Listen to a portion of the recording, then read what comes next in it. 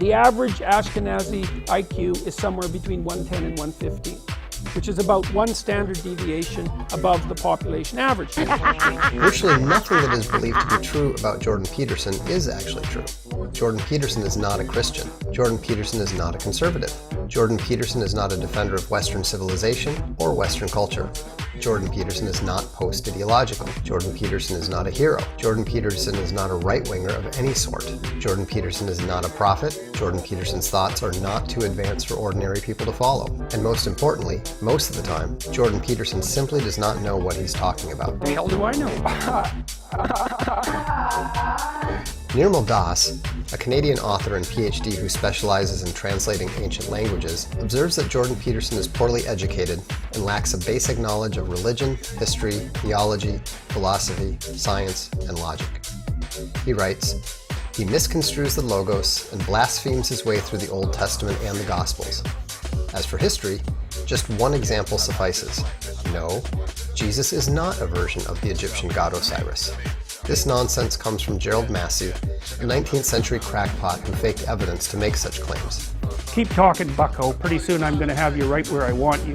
This comprehensive charge of general ignorance may sound difficult to believe. And I've always felt like a complete idiot. So there, I've got my But remember, Jordan Peterson admitted that he had never even read through the entire Bible before he began delivering his series of lectures on it. Jesus, what the hell did I do? The readily observable fact is that very few Jordan Peterson fans have ever taken any trouble to actually read what he has written. Unlike most of his fans, I've read the 12 Rules, Maps of Meaning, and the United Nations Secretary General's high-level panel on global sustainability, resilient people, resilient planet, a future worth choosing.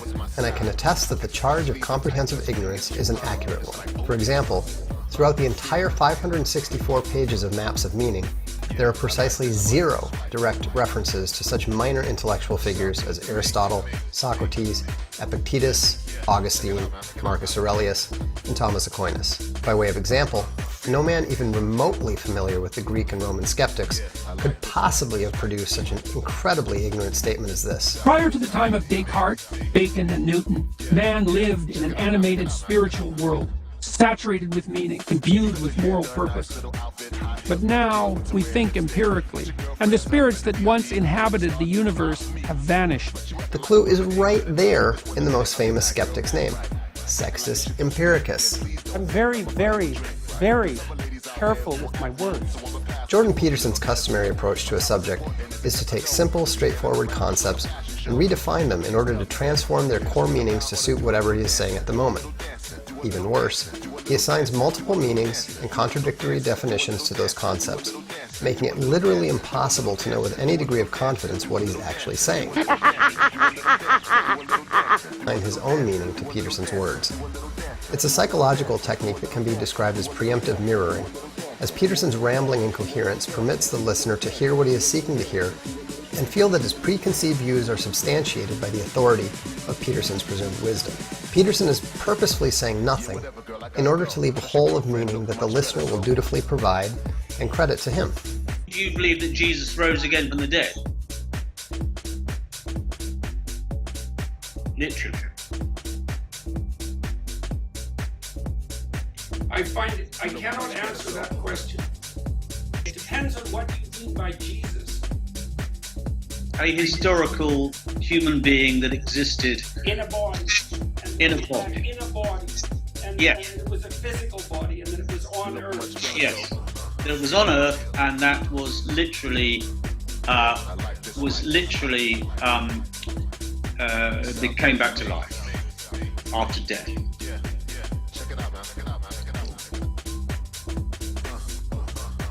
I would say that at the moment I'm agnostic about that issue. This is why different Peterson fans will almost invariably disagree about what he has said. Peterson says, "When I lecture, I'm not saying what I believe to be the case, but thinking on my feet, trying to extend and clarify my knowledge while also communicating." To the extent that there is any actual content to Peterson's lectures, they are narcissistic monologues aimed primarily at himself. This is why those who have read Peterson's books tend to have a much lower opinion of him than those who attend his lectures and watch his videos. His technique of preemptive mirroring does not work when one can so easily see the contradictions and incoherencies littering each and every page. Are you a Christian? I suppose the most straightforward answer to that is yes, although I think it's let's leave it at yes. Not only that, he has taken it upon himself to preach his own brand of theology that he claims will save the world if enough people adhere to it, and he is doing all of this in the name of Jesus Christ. But when he's on stage, if you react poorly to one of Peterson's positions, you have only but to wait a little while and he will produce another one you will find more to your liking. Clean up your room. Peterson's incoherent and self-contradictory philosophy can best be described as Clintonian, as he repeatedly redefines everything from Christianity to God and the very concept of truth itself. Just listen to these absurd, nonsensical definitions he puts forward when asked what he means by God.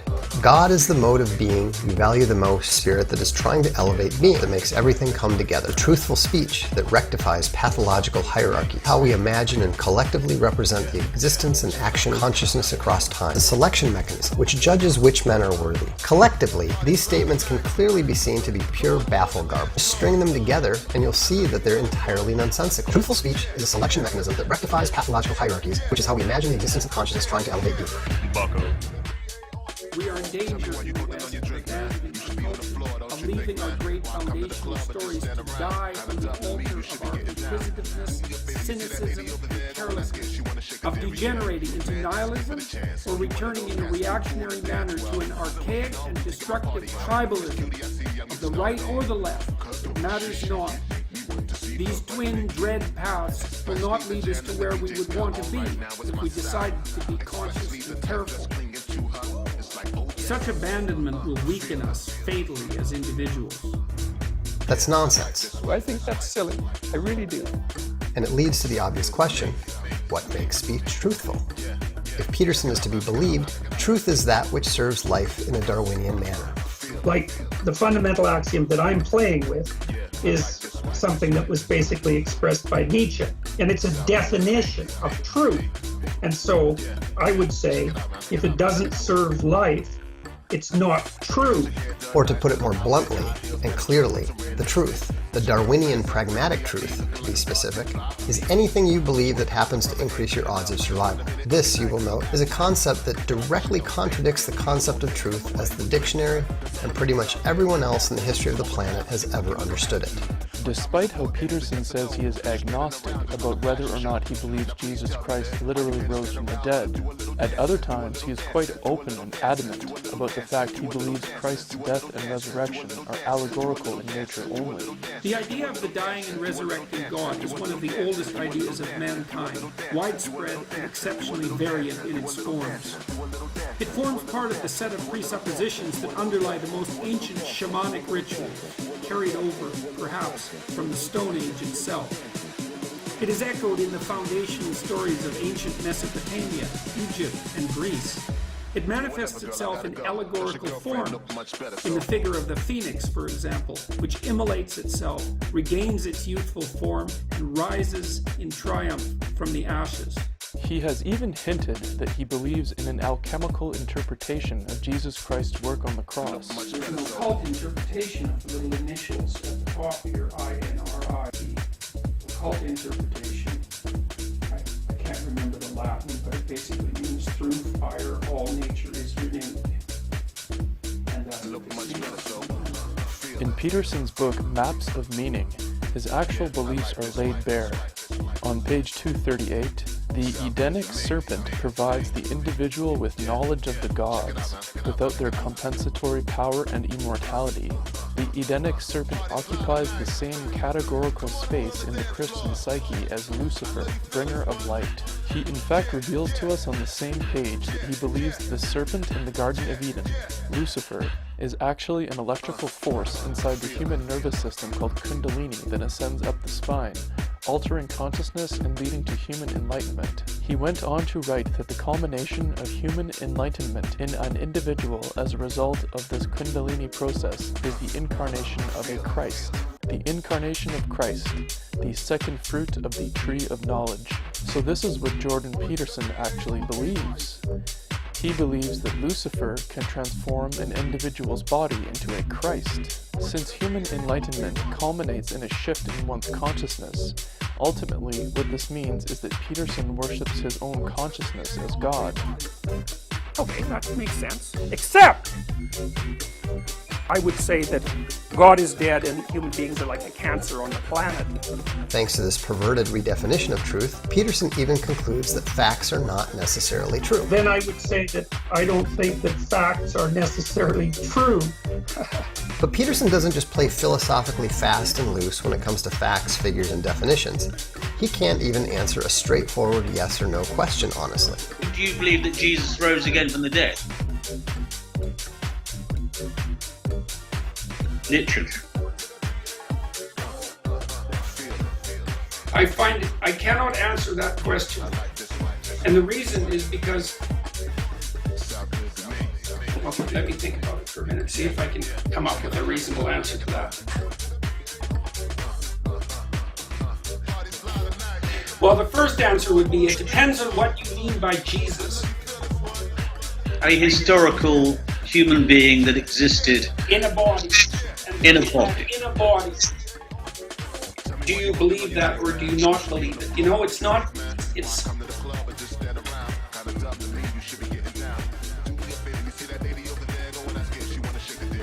I don't know.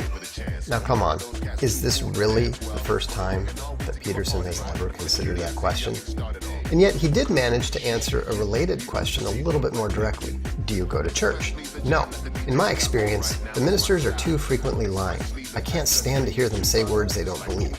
But how could a man who doesn't even know what he believes possibly know what others truly believe? How can he know they are lying about Jesus when that would entirely depend upon what they mean by Jesus? And how can a man who claims that facts are not necessarily true possibly claim that anyone else is lying? Now, we've recently seen Peterson and public figures on the left who have been elevated and promoted as an acceptable opposition by the mainstream media, the most notorious example being the New York Times' proclamation of the intellectual dark web.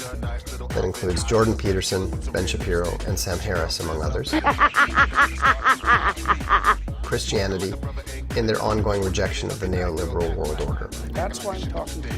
I'm trying to call them forth as individuals out of the chaos that they're ensconced in. If you pay attention, you notice that none of these members of the approved opposition are Christians, and more importantly, everything you see come out of their mouths is anti-nationalist. A person who is living abroad in Japan could be more of an American than a person who's born in Ohio.